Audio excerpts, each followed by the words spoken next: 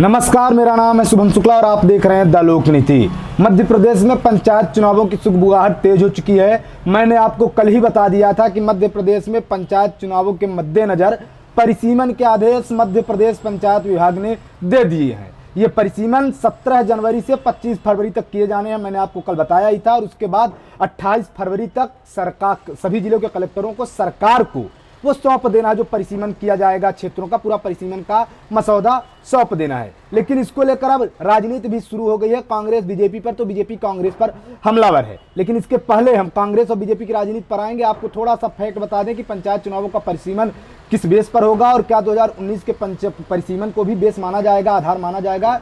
तो आपको बता दूं कि बिल्कुल नहीं। 2019 में जो कमलनाथ सरकार ने परिसीमन कराया था, आरक्षण कराया था, और उसके बाद जब फिर से बीजेपी की सरकार आ गई, कांग्रेस की सरकार गिरने के बाद शिवराज सिंह चौहान पुनः मुख्यमंत्री बने, तो आप जानते हैं कि पंचायत चुनावों की घोषणा कर दी गई थी, जिसका प्रथम चरण में चुनाव 6 जनवरी को होना था। लेकिन उसके बाद किस तरह से ओबीसी आरक्षण को लेकर पूरा पेच फंसा, हाई कोर्ट से सुप्रीम कोर्ट तक मामला गया, चुनाव निरस्त किए गए। सरकार जिस अध्यादेश पर चुनाव करा रही थी उस अध्यादेश को वापस लेना पड़ा सरकार को ओबीसी आरक्षण के कारण। इसके बाद अब एक बार फिर सरकार नए तौर तरीके से परिसीमन करा रही है, जिसको लेकर कल पीसी शर्मा ने बीजेपी पर हमला बोला ही था कि ये सरकार जो है तो चुनाव कराना ही नहीं चाहती है, इसीलिए एक बार फिर परिसीमन करा रही है। तो उनका जो सवाल था उससे यही मायने निकाले जा रहे हैं कि क्या अगर फिर से इस परिसीमन के आधार पर जो नया परिसीमन करा रही है सरकार, उस आधार पर मध्य प्रदेश सरकार चुनाव कराती है, तो क्या एक बार फिर कांग्रेस हाई कोर्ट या सुप्रीम कोर्ट का रुख कर सकती है और इस परिसीमन को संवैधानिक बताएगी। लेकिन आज काला पीपल विधायक, कांग्रेस के जो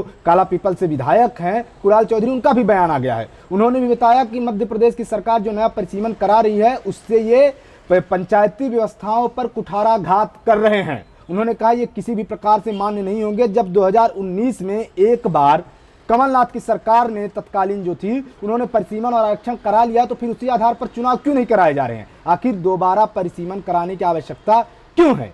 तो वहीं बीजेपी ने भी इस पर हमला बोलते हुए, कांग्रेस पर हमला बोलते हुए कहा है कि हम पंचायत चुनावों का कांग्रेसीकरण नहीं होने देंगे। हम नए सिरे से परिसीमन कराएंगे, नए सिरे से आरक्षण कराएंगे, उसके बाद ही पंचायत चुनाव होंगे। उन्होंने कहा कि जो नगर निगम को पंचायतों में विलय कर दिया गया है उन्हें फिर से नगर पंचायत या नगर निगम बनाएंगे। इसके अलावा हम भौगोलिक आधार पर ग्राम पंचायतों को बढ़ाएंगे, घटाएंगे, जनसंख्या के आधार पर ग्राम पंचायतों का पुनः सर्वे करा के निरीक्षण किया करेंगे। इसके लिए ग्राम पंचायतों और वार्ड प्रभारियों को आदेश भी दे दिए गए हैं। आपको बता दें कि 2019 में जब कमलनाथ सरकार ने परिसीमन कराया था तब 1200 ग्राम पंचायतें मध्य प्रदेश में बढ़ी थी।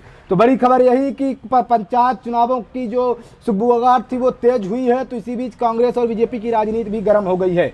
बीजेपी कांग्रेस पर हमलावर है तो कांग्रेस बीजेपी पर। बीजेपी जहां बता रही कि पंचायत चुनावों का कांग्रेसीकरण नहीं होने देंगे, तो वहीं कांग्रेस भी कह रही है कि यह असंवैधानिक है, यह पंचायत चुनावों पर कुठाराघात है। हमारी इस खबर पर लगातार नजर बनी रहेगी। लेकिन एक अपडेट और आपको बता दें कि 17 जनवरी को ही इस पर सुनवाई होनी है सुप्रीम कोर्ट में। यानी 17 जनवरी को सुप्रीम कोर्ट में पंचायत चुनावों के मद्देनजर सुनवाई भी होनी है और सबकी निगाहें, सबकी नजरें उसी सुप्रीम कोर्ट की सुनवाई पर टिकी हुई हैं। मध्य प्रदेश की तमाम खबरों को देखने के लिए चैनल को सब्सक्राइब करें।